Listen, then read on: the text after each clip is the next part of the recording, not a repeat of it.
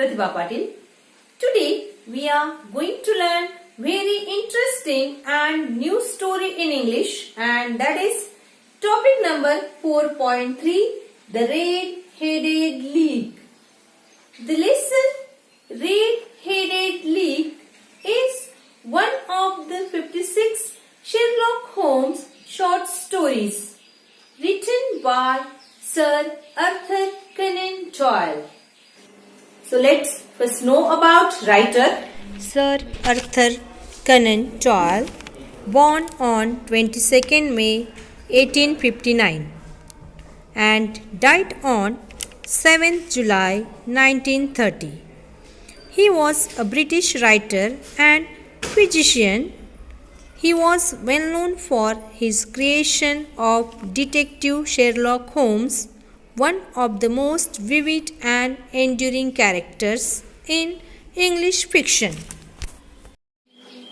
The present story involves mystery and suspense. Like other Sherlock Holmes stories, this story is too told by his friend Dr. Watson. Part first, Mr. Wilson's story. Let's first know about characters. Sherlock Holmes, the most famous and popular private detective in the world of detective stories and novels.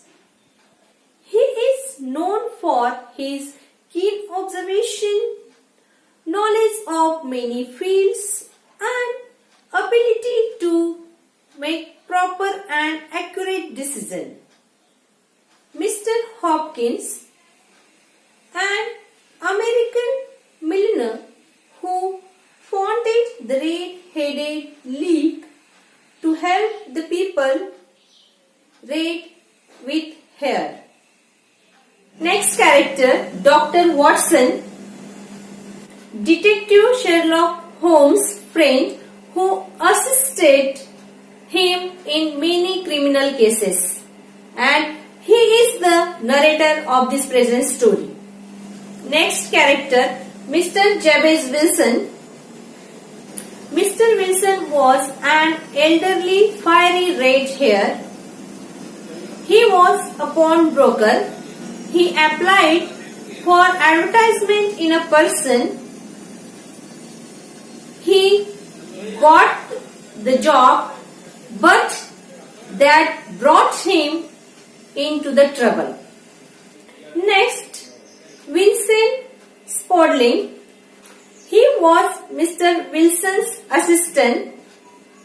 He was smart, efficient, and worked for half normal wages. He advised Mr. Wilson to apply for the job. Next character, Mr. Duncan Ross. He was the representative of Red-Headed League. He gave the job to Mr. Wilson. He engaged Mr. Wilson for doing nominal job. He was one of the criminal in the mystery case. So let's see the story. In the beginning of the story, when Dr. Watson met his friend Sherlock Holmes, he was talking with the visitor who was elder and he was having glowing red hair. Holmes introduced Mr. Watson to the visitor, Mr. Wilson, who was a pawnbroker.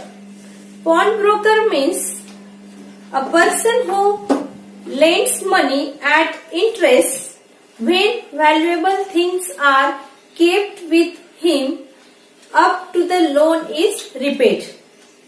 So Mr. Wilson was pawnbroker.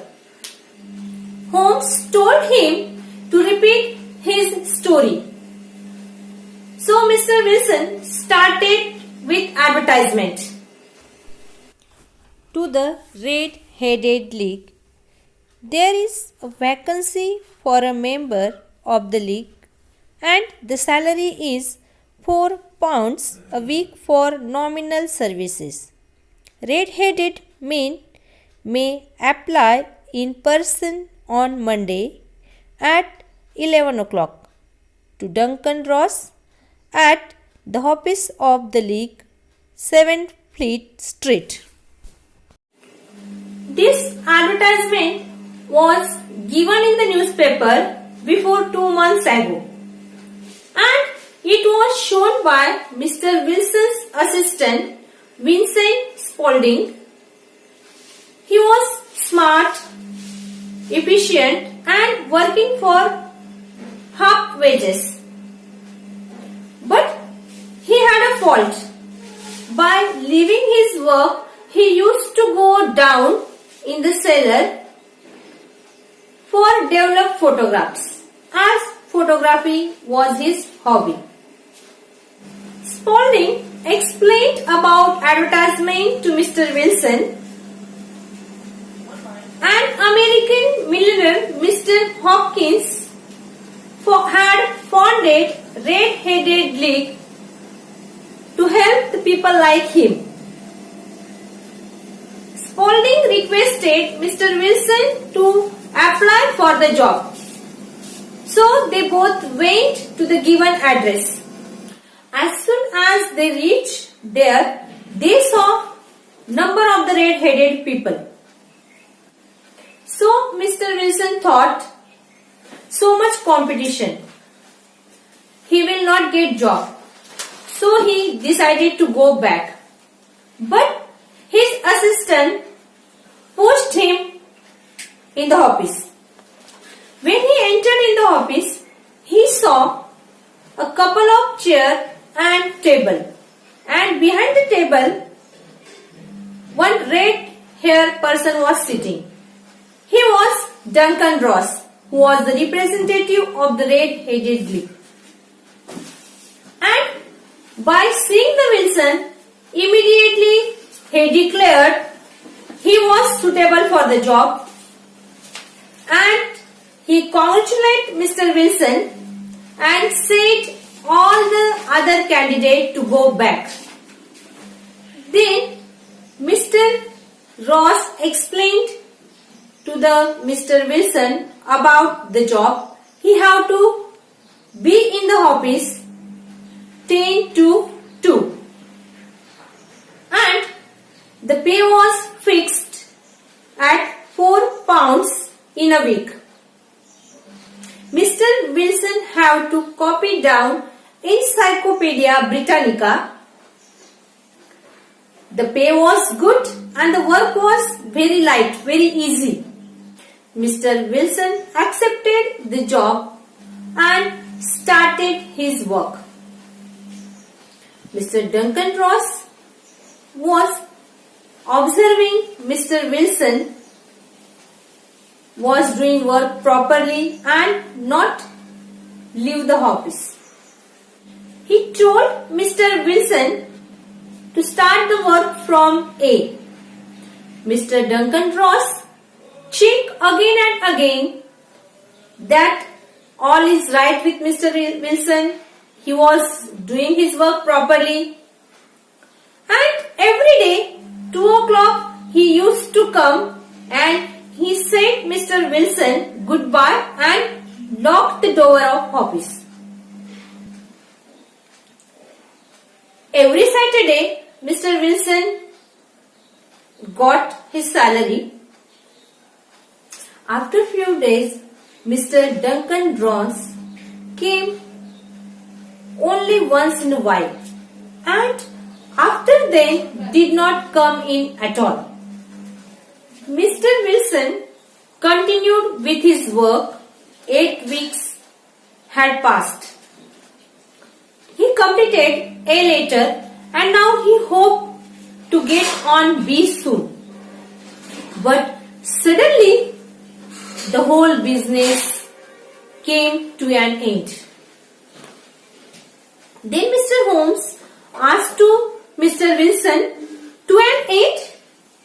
Then Wilson explained that the next morning when as usual he went for his work, the door of office was closed with the nailed one note on it. It was written, "The red-headed league was dissolved October 9, 1880. Mr. Wilson was shocked. He did not know what to do. He inquired nearby offices about the league, but none of them knew about it.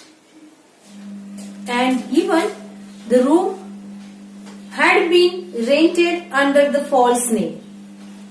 Then Mr. Wilson went at home and asked the advice to his assistant, but he did not help him. He said he wanted to know about league and why and who played this prank upon him.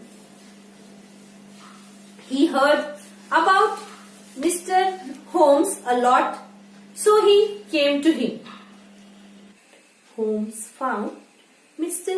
Wilson's story very unusual. Then he asked Wilson about his assistant, who first cast his attention towards the advertisement. What is he like? Then Mr. Wilson explained about his assistant. After that, Holmes asked Wilson about is he still with him? Then Wilson told that yes. After a few minutes, Holmes told Wilson about this matter. He will give his opinion after 2 days. Means today is Saturday. By Monday, he will come to conclusion. New words from the story. League, an association or formal group of people. League means an association or formal group of people. Next, fiery. Fiery means bright red. Bright red. Red-headed means a person with red hair. Red-headed means a person with red hair. Next, nominal means easy or simple. Nominal means easy or simple. Next word, founded. Founded means started. Founded means started. In this way, today we studied the part first of Mr. Wilson's story. I hope you understood it. Thank you.